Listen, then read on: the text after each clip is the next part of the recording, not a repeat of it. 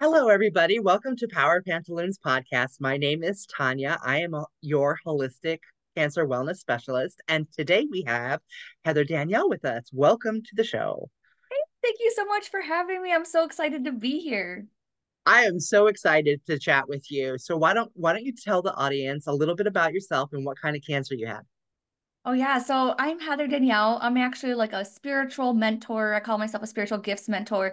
But back before all this began, it was actually my diagnosis with ovarian cancer that actually jump-started my spiritual journey. And then throughout the time, and including a couple years ago, I was diagnosed again. Well, they thought the ovarian cancer came back.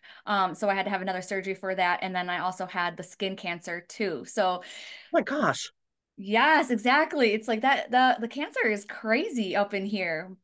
you are ticking all the boxes. You're saving all the people, right? Like that's how I looked at it, right? When I got diagnosed with a carcinosarcoma, which is basically two cancers, I'm like, oh goody.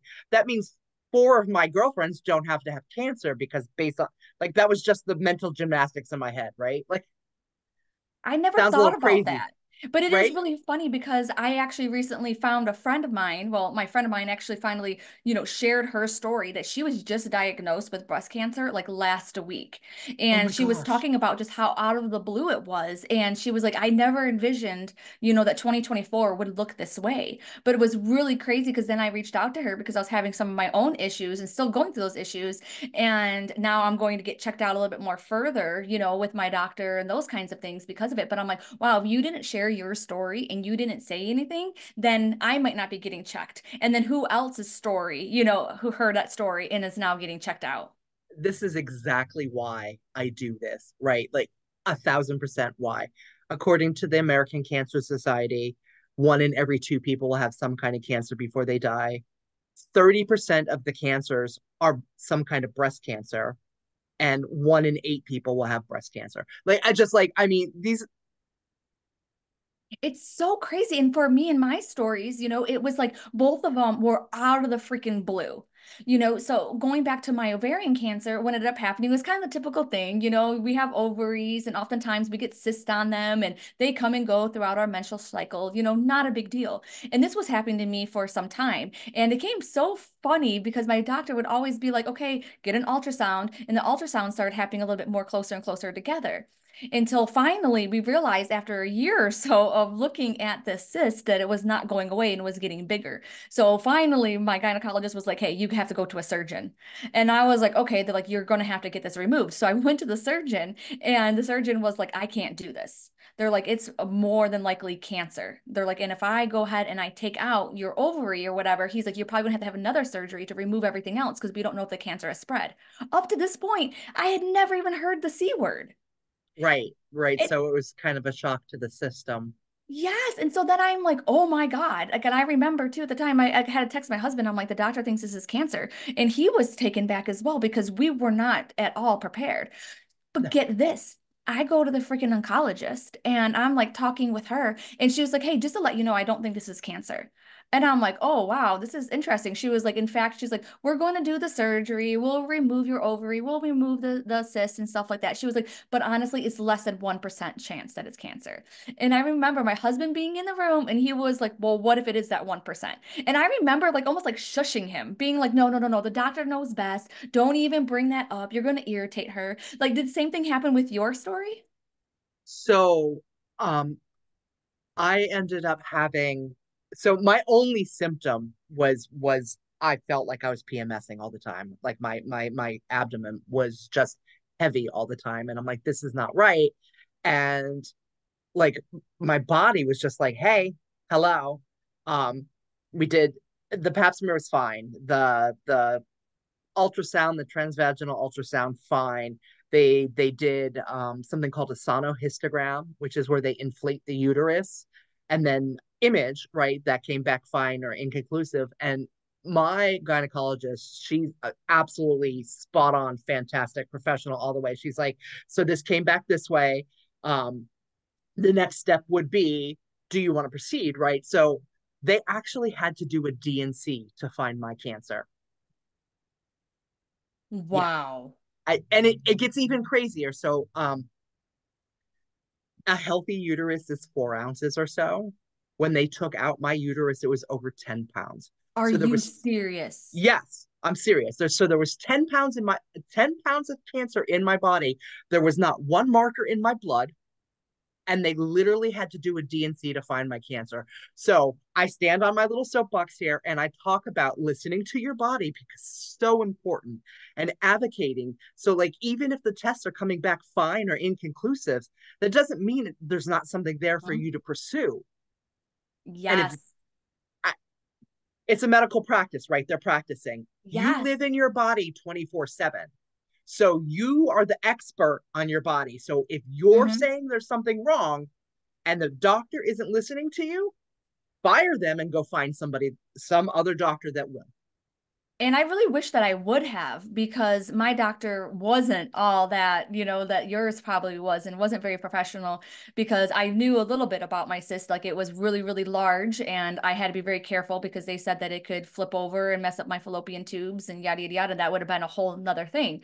So I go into the surgery and I remember right before she pulled me back, she was like, oh yeah, she was like, this is probably nothing. We're just going to take out the ovary and your cyst. And I'm like, okay, correct. She was like, she walked away really quick and then she ran back. She was like, oh, but she was like, you know that if it is cancer, but it probably isn't, that we're gonna have to do a whole hysterectomy. And I was like, yeah, that's fine. I was 30 years old. I had just turned 30. I remember vaguely waking up from anesthesia, seeing a completely different doctor. And I remember him saying something like, they took your uterus. And I was like, what? And then I remember getting rolled into my room and they're like, we're taking you to your room now. And I'm like, why do I have a room? This was outpatient. I don't understand. And then I remember getting into the hospital room and my husband being like, you're okay, you're okay, you're okay, you're okay. And I'm like, why does he keep on saying that? Why is it nighttime? I went down at like either 1 or 2 o'clock in the How long was afternoon, that surgery? like 5 to 6 hours at least. In fact, my husband thought that I died because what ended up happening was the whole entire room was full in the waiting room where he was waiting. And there was the little marquee or whatever, the sign, and it has like a number on it and it says like where you're at and everything else. Well, they came out about 40 minutes into the surgery saying they had to make a larger incision. That's all they told him. And then they left. And so now all of a sudden the hours are passing. It was like 1 or 2 o'clock. So 3 o'clock, 4 o'clock, 5 o'clock, 6 o'clock, 7 o'clock, 8 o'clock, right? And finally it's nighttime. Everybody left that's in the waiting room. And the way that he tells the story is that the doctor finally came out around 9:30, 10 o'clock or so. So this is a very long surgery. Came in and said to him, he was like, hey, you need to follow me. And he was like, why? I'm the only one left in the waiting room. Everybody else is gone. All the rest of the doctors came out, whispered to the person, and then everything was fine. Now the doctor is saying, follow me, and then asked the keys to this room. And he was like, immediately, he was, as soon as she asked for keys to this private room, he was like, I sat down prepared for the worst. Oh But my then God. she ended up saying it was ovarian cancer. We don't know how far that it spread. And we had to do They a handled complete that really hysterectomy. shitty, in my opinion. Yes. But now can you imagine being me? So now I'm in my hospital room. My husband just keeps on saying that I'm fine, I'm fine, I'm fine, probably Right, because he has because he's PTSD. right, because he's processing, because he's the one that spent, like, you were asleep for the whole time. You that was just seconds, right? Like, since you went under and then you were like, my surgery went really long too. But because of my weight, right? It ended up being at least double the amount of time that they said it was going to be, something like 10 hours, something Oh my ridiculous. God, that's so insane.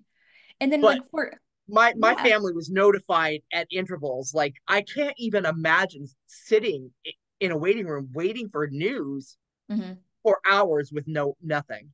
Like absolutely nothing. And I feel bad for him afterwards. And that's the reason why they kept on saying that I was fine because I am like, okay, I'm clearly not fine. Like something is going on. And I had no idea what it was until it was funny. I wear glasses. And so I had my glasses were gone, my contacts were gone. So I wasn't wearing any of that. And they're like, oh, let us look at your stomach. And I'm like, look at my stomach. Like this is very weird. I was supposed to have one little incision on the right hand side. And when I look down, the best that I describe it was just this huge blood going all the way down my stomach, above my belly button all the way down. I had 32 staples going up my stomach. And I was like, and then I also had two other incisions on the either side. And I was like, what in the, like, I was like stunned. I was like, what happened? And then my husband fell asleep, and the other doctor, a different doctor, walked in, and he was like, don't worry, not many people have died from your type of cancer. And I'm like, I'm like, I remember being like, thank you, doctor. And then as soon as he left, I looked at my husband. I'm like, you get up right now and you tell me everything that's going on. Because I had no What a idea. gross way to say that. Isn't it? And then I'm like, what in the world? And this is actually my man, it was Friday the 13th in December that I had my now as a hysterectomy. And I called it a surprise hysterectomy because that's exactly what it was. As it was. Yeah. They ended up, the one really good thing that I feel like my surgeon did well for me was that they did a biopsy of my other ovary because they wanted to make sure if it had cancer in it or not, because if they would have taken that one, then it would have put me right into full menopause. But I was, even though they took my cervix, they took my uterus, they took my fallopian tubes, they took all of those things, it didn't put me into menopause if I still had an ovary left. So she wanted to make sure with that. So for years, I just had this little lonely ovary, chilling. Wow. Okay. All right. So it wasn't a complete hysterectomy. It was partial.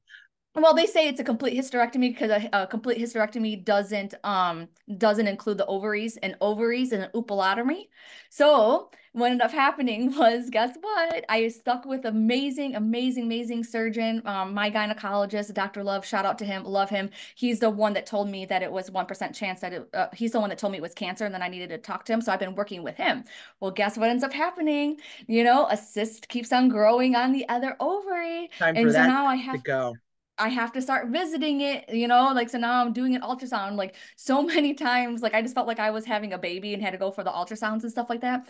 And so finally, Dr. Love tells me, he's like, yeah, Heather, we're going to have to take this out. And you're going to have to go back to an oncologist. And I'm like, no, no, no, no. He was like, Heather, he was like, the cancer could be back. It could be spreading to your lymph nodes. He was like, I cannot take out your lymph nodes. He was like, so if I do the cancer, if I take out the ovary, he was like, and if it spread to those other lymph nodes, you're going to have a surgery and stuff like that. He's like, it's going to be a big, huge mess. And I was like crying in his office because I had PTSD from the last Why? surgery. Why wouldn't you? I Yes, mean, because it's like, if I go under, are you going to take off something else? And so he ended up working, and it took a long time with another oncologist. And finally, they came to the conclusion that he could do the surgery once, knowing that I might have to go put under again if the cancer had moved to my lymph nodes.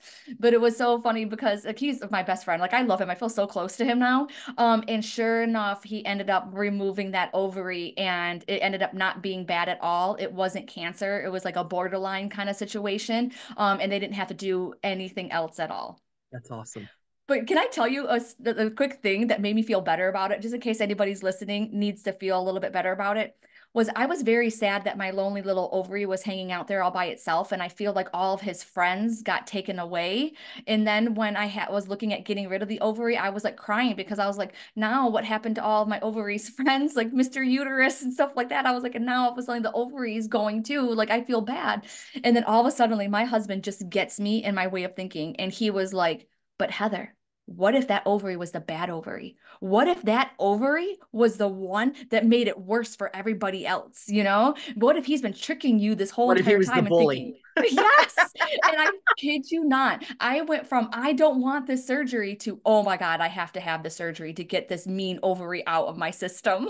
I, you know, it's really interesting the way we think and we process our grief, right? Like for me, the whole process of from diagnosis to hysterectomy to chemotherapy to radiation to more chemotherapy to being released back into the wild, and then at that point, like sitting in my PTSD and my grief and going, being depressed and just like I don't know how to be normal because everything for the last year has been doctor appointment, lab work, one step like in the cancer tunnel, and there was no future, right? Like why you don't think after that. And then a friend of mine says to me, of course you're depressed. The thing that defines your womanhood tried to kill you. That's crazy. Did you have any kind of having to reconnect with the divine feminine experience after that, like feeling less as a woman because of societal bullshit. Like, did you experience any of that? Oh my gosh, yes. And it really surprised me because I thought that I was okay with like not having kids and those kinds of things. And I remember we closed on our house like a couple days later. And as we were walking through, I was seeing this chandelier that they had and it looked like sperm. And I just had a breakdown because I was like, I could never have kids again. And I remember just being so much like that. And then I have those people, and now you're more conscious of it, like when you have something like this happen to you because they were like, oh, they're like, well, when you guys decide to have kids, I've had like waitresses come up and say that, which I already do luckily have one son, but he's like 22 now, so back then he was still like 10, 11 years old, but like saying those kinds of things. And I'm like, wow, like luckily I didn't want to have any more kids, but like I can't have kids. And so then it's almost like you have to watch a little bit what you say. I, honestly, I don't understand why it's normal in our society for us to walk up to people and make assumptions about their lives. Some women Yes. don't want to have children, and that's Mhm. okay and healthy, right? Like, we're not baby factories unless we Yeah, want and to some of be. us can't have kids. And what if I was depressed about that? And what if I had like all these emotions because I felt less than a woman, like kind of like what you said, Yeah, because of everything that happened to me. yeah. That's a great freaking point. Yeah, And but it doesn't stop individuals from making callous remarks that they have no idea. You have no idea. Like, even if she has her Mhm. uterus and it functions, maybe it doesn't function correctly. You don't know if she's had miscarriages. You have no idea if she's in IVF. You have no idea what's going on in her life. And it really, like, the gall to just be like, when are you having kids? When are you going Mhm. to mind your own business? Like, Yep. it's it enrages me. Like I get like steam coming out of my ears about And just how ridiculous it is. I have never had like I never bore children from my uterus, right? And I didn't want kids. So like that was a thing. 5 years 5 days after my fifth cancerversary, I started dating a man with 3 kids. oh my God. And so I have three stepchildren, and I had the privilege of adopting the youngest one a couple years ago.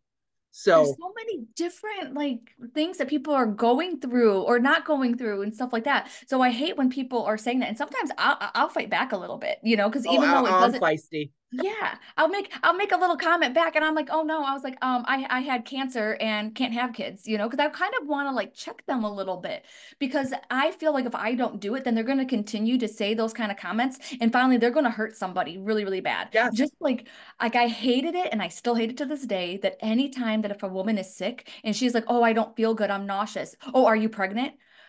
That makes me so mad because I'm like, can a woman just have the flu? Can a woman just be sick? Can she not freaking have this because, she's freaking pregnant? Like, why can we stop doing that? there's a lot we need to stop doing as a Yes. society. It's pretty garbage.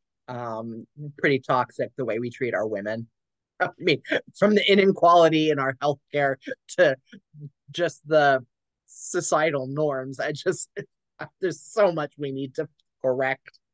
Yes, but definitely, it definitely affected me, and it still does sometimes a little bit, even though I feel like completely whole and those kinds of things. There's just times when you might feel a little bit weaker and stuff like that, and where it's like, oh man, it really does suck. I can't have a child with my husband, I can't do this. And then also sometimes people feel like you're older, 'cause especially now since I'm in menopause, and then menopause sucks because then I got dragged into that when they took my last ovary. Oh my gosh, I did not realize how much that one How old little. were you?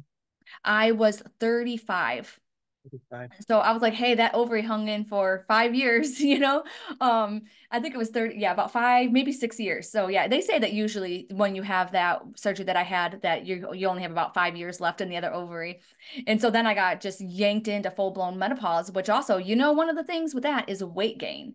And so I literally had like my family members coming up to me, like grabbing my leg and stuff like that, calling me chunky, going ahead and being like, oh, you were always so skinny and now look at Ew. you. And then I was like, well, because I'm in menopause now, you know, they're like, oh, how old are you? You're not 50 something years old. You're not in your 60s, you know, they're like, you're still supposed to be young. And then so then all of a suddenly, I feel like I had a worse time going into menopause because people think that you have to be old and now your life just sucks and everything that you've done is behind you. And I'm like, this is so wrong. Medical menopause in your 30s is crappy. I was 38. So like I get it, right? But I didn't have people doing that bullshit to me. But I wouldn't have tolerated that. Like I would have been like, your assumptions are incorrect.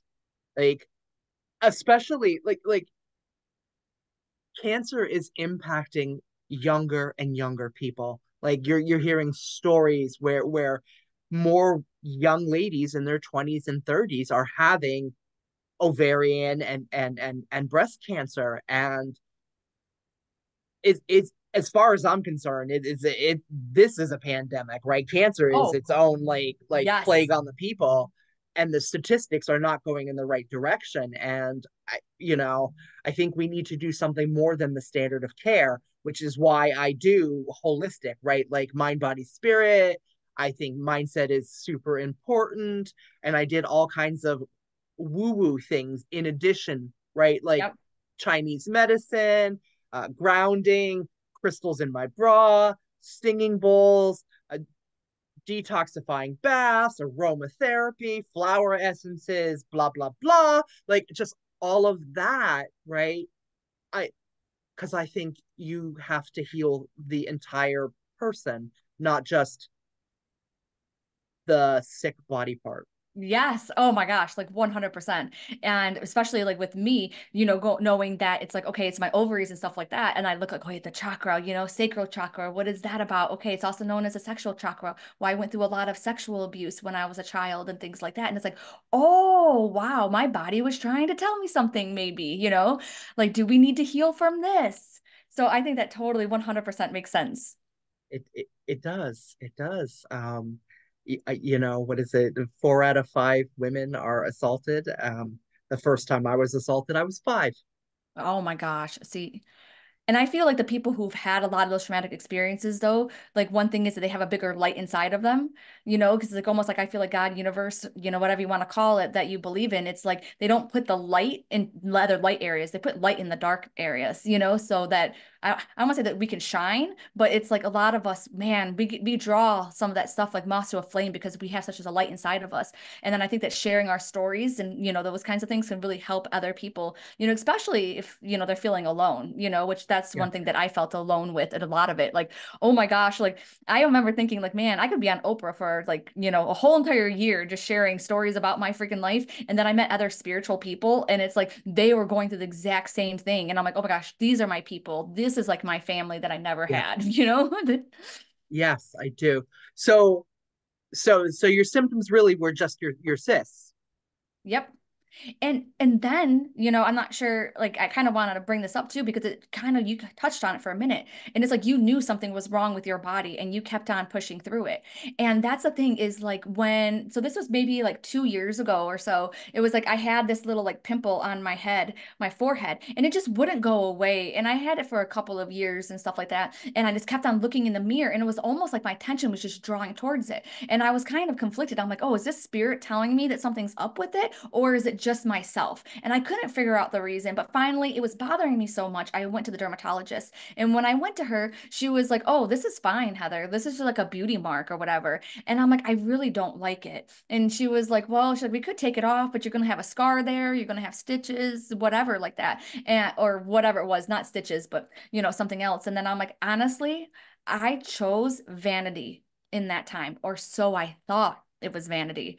And so I was like, no, I just feel like you should take it off. I just had this feeling, just take it off, and I felt very conceited at the time. I felt like I was choosing like beauty and vanity over my health. But for some reason, I was like, Heather, you should do this. And I'm like, and I wasn't really sure why, but I did it anyways. When I came home, my husband yelled at me, my sister yelled at me. Everybody was like, Heather, you should never have done that. And I'm like, it's going to heal. It's not going to be bad. They just took it off. That's all it is. And so imagine my surprise, right? A couple weeks later, they call me up with the test results. I don't care about test results. You even sent it out. Why did you even send it out? She said that it was nothing. It was no big deal. So just imagine when she was like, oh, it's basal cell carcinoma and you need to have Mohs surgery done because this is cancer, blah, blah, blah, blah. We don't know how far that it's spread. And I'm like just in a minute, all of a sudden, the cancer word just came up. And now all of a sudden, I'm forgiving myself because I knew that something was wrong deep down. And even though other people were making fun of me and mad at me and all those other things, I'm like, wow, Heather, you weren't sure why you did it, but you still followed your own instinct of what you thought you should do for yourself. And you Yes, helped yourself. absolutely, Heather. I like the earlier you start listening to the cues of your body, the stronger the cues will be, right? Like, and I really I advocate for that because you live in your body 24/7. Like that's really a thing, right? So you know when something's wrong. Just like when you meet somebody that's not good for you, the hair on the back of your neck stands up, right? Like that's everybody's experienced that. So there are other cues that your body is constantly talking to you, so that you listen to that cue, right? Like that could have Hmm. saved your life. Oh my gosh. And that's the funny thing too, is like when I went for the mole surgery, they had to do it a couple times because the cancer was deeper than they had originally thought. So then I had to go around for like a month with these big, huge stitches on my forehead or whatever. But I'm like, hey, that's awesome. Like I'm really happy that this all happened this way. And then I think that it helped out other people, the ones especially that were like making fun of me or the ones that were mad at me for it, because it's like, you got to trust in yourself. And so I went back to that dermatologist and I had to look at like another freckle of mine, another freckle, and one of them, she was like, this one does not look good. This one looks really bad. This one actually looks like it's melanoma, which is a more like worse aggressive skin cancer. Aggressive, yeah. And so I like held my breath. She took it off, sent it for a biopsy, and it was fine. And I am like, see, like it just kind of tells you, it's like you have to rely on your own. Here it is. It's like now I'm thinking I need a different dermatologist because I am like, okay, you're own too right now. Well, yes and no, right? Like she respected your decision and still did it, and she made the right call in sending it out for pathology. Like, Yes. so those are good kudos, right? Like, Yes. and as much as all of their experience is awesome, right? And sometimes they make mistakes, but that she did the follow through just proves that she's a good doctor, right? Like I'm Oh, gonna do good the follow. point. Like Yes, good I point. know that this is fine. However, we're just gonna send it off to the lab. Oh, that's a good point. Yeah, I like that. Makes me feel a little bit better. And this other thing, it's not really cancer related, but I think that it would help out too, was I love talking to spirit. That's my higher power, like all throughout my day and stuff like that. And I started really getting into kickboxing. But the thing is I didn't have the gloves, so I would have to use my hands, and oftentimes my hands would hurt. So what I would do is I'd switch to my elbows. And I kept on smashing my elbows on the thing to where I would have like, bruises and stuff like that. And spirit kept on telling me, you got to stop this. You need to be doing yoga. You don't need to be doing this. But I had so much fun. I just kept on going, kept on going. And I would have bruises on my elbows and all this other stuff. And then finally, my elbow started hurting. And I started getting loss of sensation in my hands and in my fingers and those kinds of things. And then guess what ended up happening around the same time that I had to have one surgery? I had to delay the surgery, which was cubital tunnel surgery, because I had crushed the nerve. My nerve was pinched inside of my elbow because of probably of so many times that I hit it on the kickboxing bag. And I'm like, oh my gosh, Heather, you should have freaking listened. I was taking like, You should have thinking just this is went and got gloves. oh yeah, I should have gotten gloves. Yeah. Oh my gosh. And I have gloves Hello. now. I have gloves now. I love the way you think. Exactly. I needed to stop using my freaking elbows like freaking Spirit told me to do. Because now all of a suddenly, in the course of 1 year, I had three freaking surgeries. Yeah, And that's I was a like, lot. oh my gosh. Yeah, so I guess that me taking my ovary out was a little bit more recent than I remember. So probably me about 36 years old because I had all three surgeries within 1 year. I felt like, oh my gosh, like like it was all anesthesia good for me, but I feel like it goes back to the same thing, like listening to inner knowing or that outer knowing, whatever it is that's coming to you because it's coming to you for a reason. But I would also like to say that absolutely do that, but also follow your personal schedule for your routine physicals, your mammos, your prostate exams, your colonoscopies, and all that jazz, right? Like because sometimes when you go in for a routine, like in December, I went in for a routine mammo and I thought nothing of it, right? And then they called me and they're like, we need to do a diagnostic mammo and ultrasound. I was like, excuse me, what? And they were like, you have a mass in your left breast and two in your right. I was like, okay. So, Oh like, my gosh. I'm fine. The one that they did biopsy, the one that was suspicious, came back benign. Oh, But you know, unexpected, right? Like unexpected. But I strongly recommend doing it. So your what your testings are going to be based on your age, your gender, and your family background. So talk to your doctor about what is appropriate for you, right? Like I have to have a colonoscopy every 5 years because of my cancer. And because my husband's mother passed from colon cancer, he also has to have a colonoscopy every 5 years. So we do a double date, right? Like this oh, we that's awesome.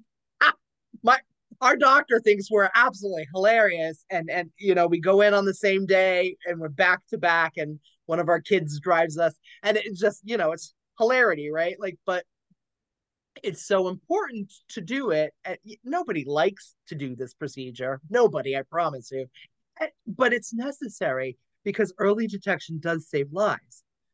Oh my God. Yes.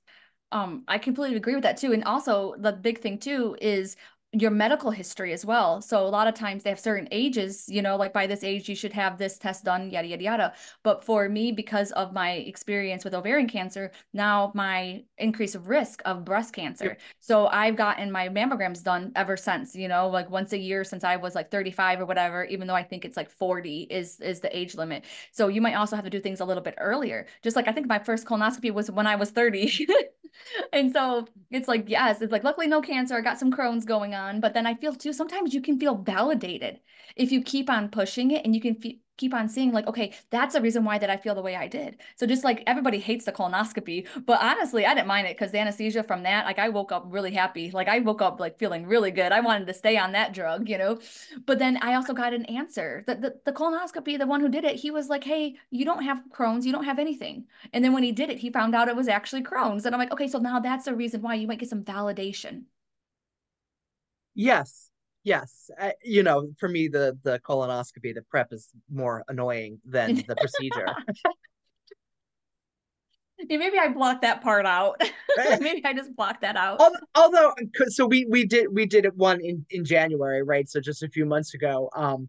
And it seemed like it was way less annoying than the last time we had done it. So I don't know if not eating a lot the day before helped me, and I think it did. So like you learn, right? Like you learn what to do, and another thing that I like to really recommend that people do is keep themselves a medical tracker, right? Mm, Um, all of your appointments, what your doctors say, all of your test results, so that you can go back, like when when when when this happened with my breast, I actually took with me the images from like 7 years ago when I had um, an abnormality that just turned out to be a lymph node, and that's exactly what I was hoping for, right? Like I'm like, it's just a rowdy lymph node. That's all it is.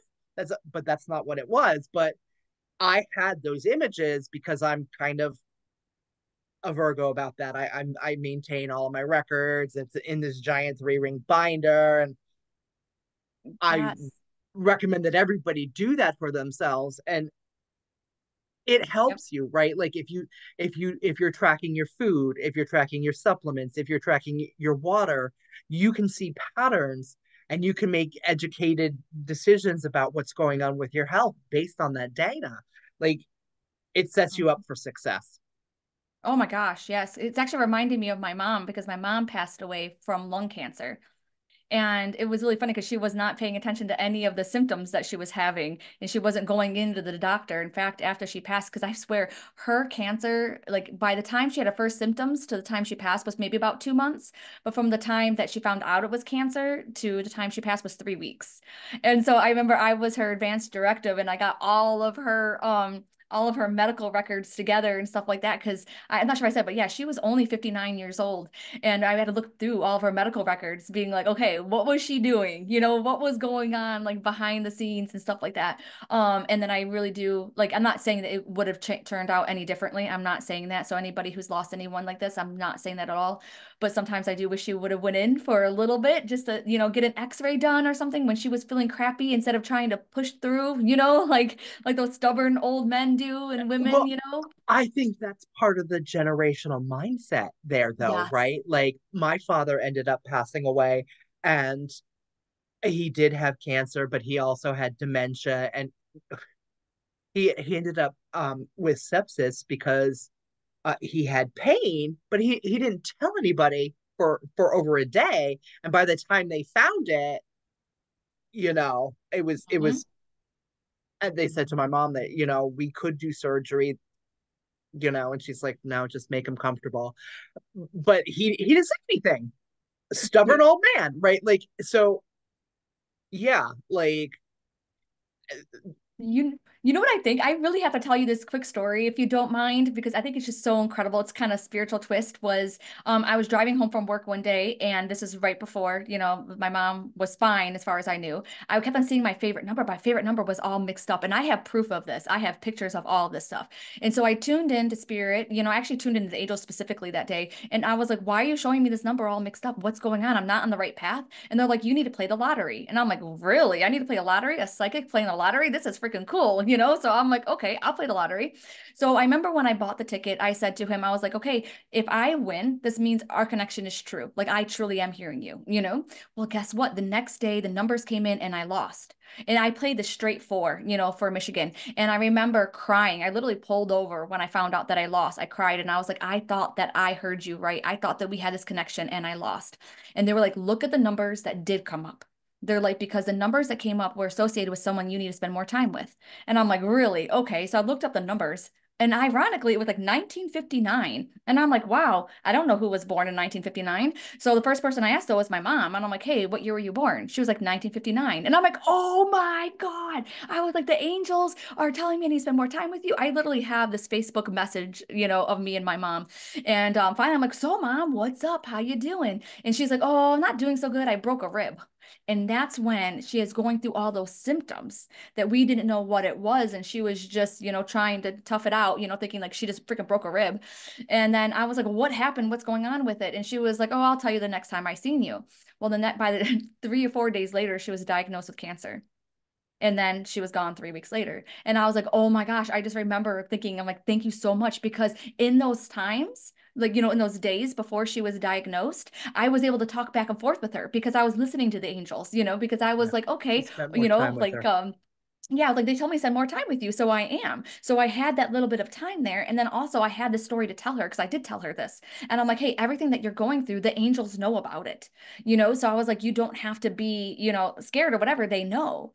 And it was really funny because then she ends up, in and out of the hospital a little bit in those 3 weeks, and she ends up in this like heart ward because her the cancer was wrapped around her heart and also in her lungs and everywhere. And I was like, why isn't she in the cancer ward? But I know that everything happens for a reason. So finally, I'm like, I couldn't figure out the reason because I figure I'm like, I hated this part of the hospital so much that I was like, okay, we need to find out the reason, and then we'll go ahead and she'll be moved. And sure enough, I found out the reason. The name of the hospital wing was Ellen Ernest. My mom's name was Ellen and her father's name was Ernest. So as soon as we found that out, she was moved out to the cancer section again. So I love telling that story because I just think that there's signs and miracles around us all the time. Synchronicities. Yeah, synchronicities. Yes. God's little miracles or spirit winks, some people call them. Yeah, yeah, like I have a weird one. It's super weird. So, um, my husband and my father share the same birthday. Me and the eldest child have the same birthday, and my mother and the middle child have the same birthday. Like it's really weird. It's really I'm weird. sure I'm speechless.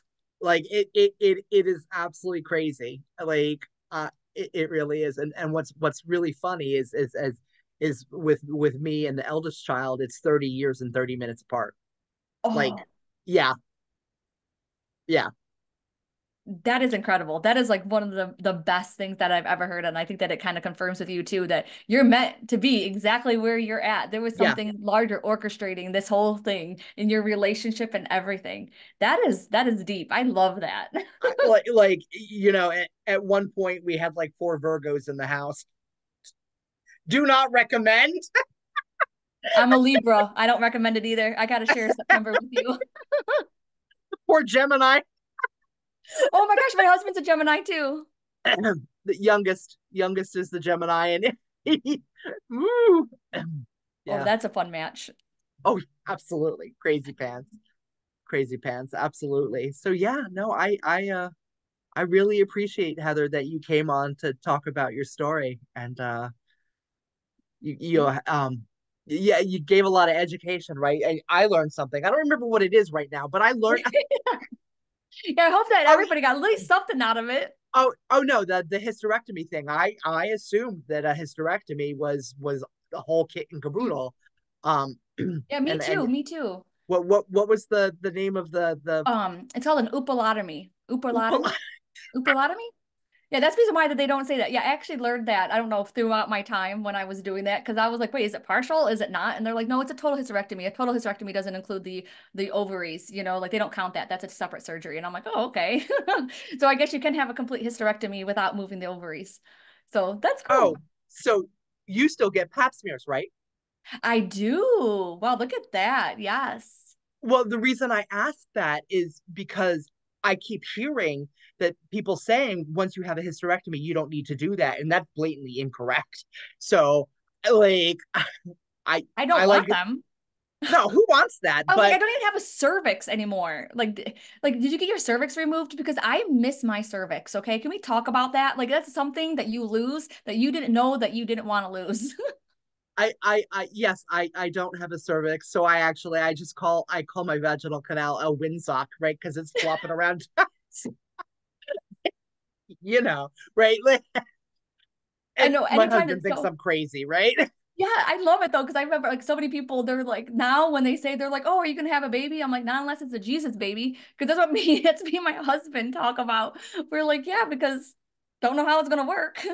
Oh, and fight. Anytime I go into the emergency room, they want me to pee in a cup. I'm like, I've had a Yep. hysterectomy. They're like, please pee in the cup. I'm like, I'm not pregnant. I think I'm You not so paying for the service. I'm not peeing in a cup. I know so many Here's times my like scar. like I went in for one of my many surgeries, and I remember walking behind the girl and she was like, "Okay, we're gonna need a urine sample." And then like before I could even get it out, she was like, "Unless you had a hysterectomy, but you didn't." And I was like, "But I did." And she's like, "Oh, you did?" And I'm like, "Yes." And it's like because they also look at you and they think like, oh, "Okay, like you look young enough, you look this or you look this way," and then they They try to make make the too many assumptions. assumptions about your Yes. medical condition based on how you appear, You which, still see like you see people like there's a woman that I follow too. She's like 55 or something like still gets her period. 56 and those kinds of things. So it's like some people can really do it. So you need to be not maybe not making some assumptions, because it's also like I don't want to waste that time either. I've got time for this, but then again, I always do have to pee. So so that's never gonna stop. That's never gonna. Sorry, hate yeah, exactly. hate So I was like, people are hate to gonna be bring mad at that me. up, but that's like, You start getting a sense of humor. I don't know if you do or not, but I started getting a really big sense of humor. And I hope this doesn't bother anybody, but sometimes I got so bored sitting there, with the ultrasound, having to check on like the bad ovary and stuff like that. And so sometimes I would go to the nurse. I'd be like, "What, you guys don't see the baby?" And just to mess with them. I don't even have a uterus. There's nowhere for the baby to sit. And then I remember one time that she was just like, "I gotta go." And then she just like raced out. And I was like, "Oh, hope I didn't scare her." But no, my ovary was just kind of floating there and doing weird floated things. behind some veins and it freaked her out though. But I was doing like pictures of it and stuff like that because I was just having a fun time because it's like, you got to make light of it sometimes. So did you have chemo and radiation? We didn't talk about that, the Oh treatment at yeah. all. No, I did not. They took it all out. So they said, I don't think it actually even spread. Wow. Yes, I had to wait for like 2 weeks to get the results back because it was right around Christmas time that all of the stuff was happening. So they were like Christmas and New Year. So I lost a lot of weight. I probably went down to like 100 pounds or so. And just waiting for those results. And the results came back that I didn't need chemo. And then again, I didn't need chemo again. So nope, I feel so bad for everybody who has to have chemo. I feel very blessed that they caught mine in time. I- yeah, that's tremendous, right? Like that's absolutely amazing. Yeah.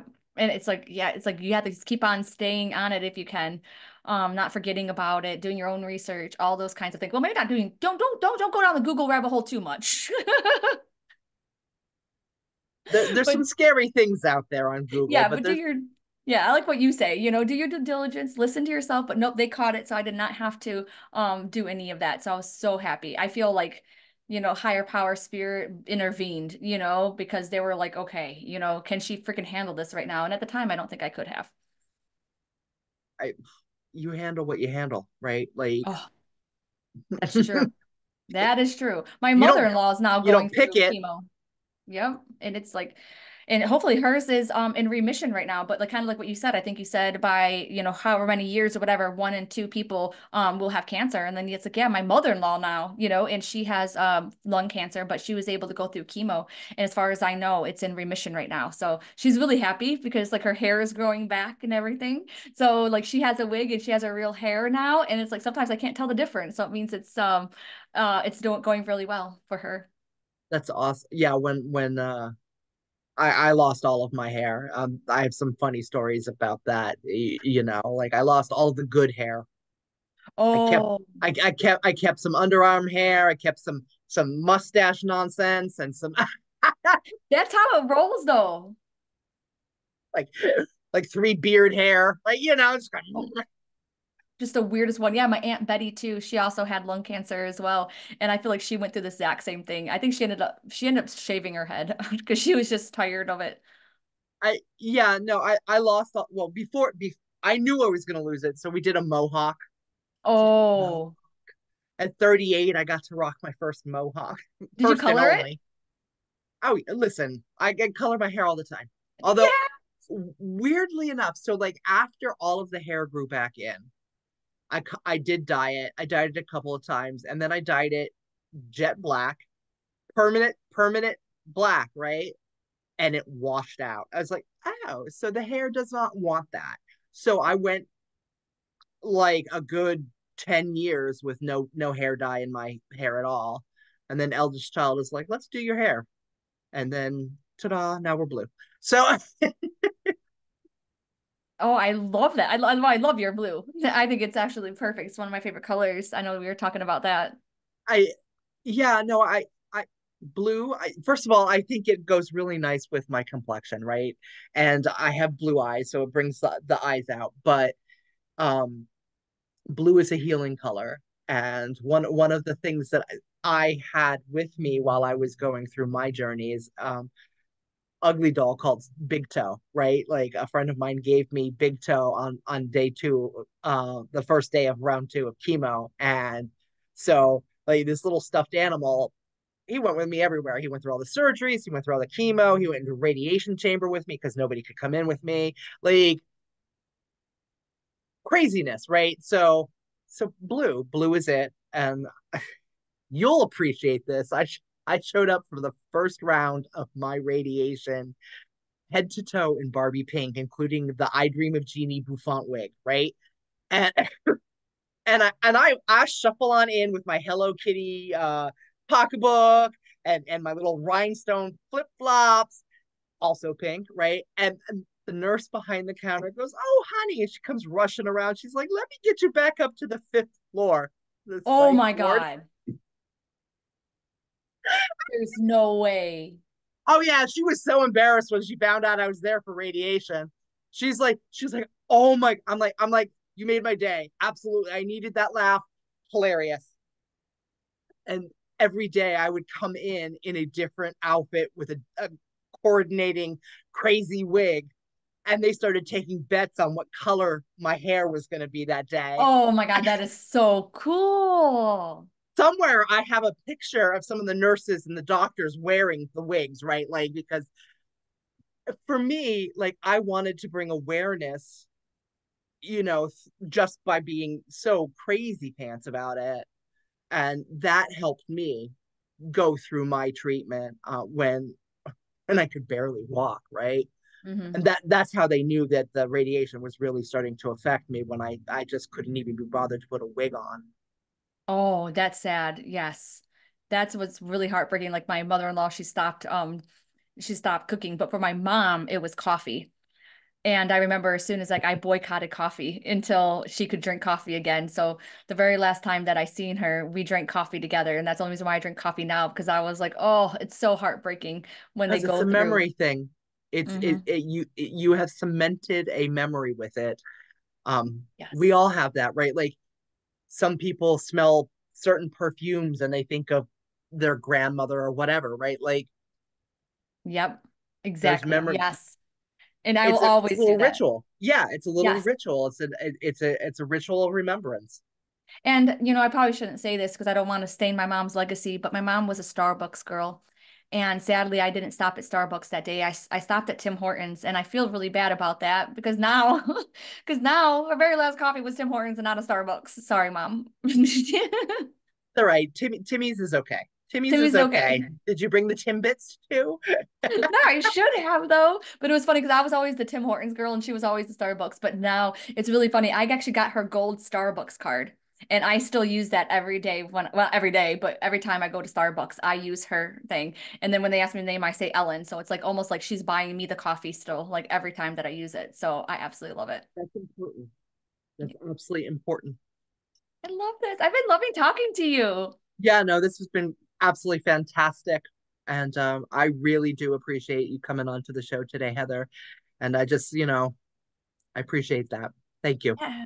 Thank you for having me on and thank you for letting me share my story and everything else like that. And I hope that everybody learned something or at least had a fun, good time, entertainment time, talking with us. Absolutely. And Cancer Warriors, you know what I'm going to tell you. Schedule your tests. Until next time.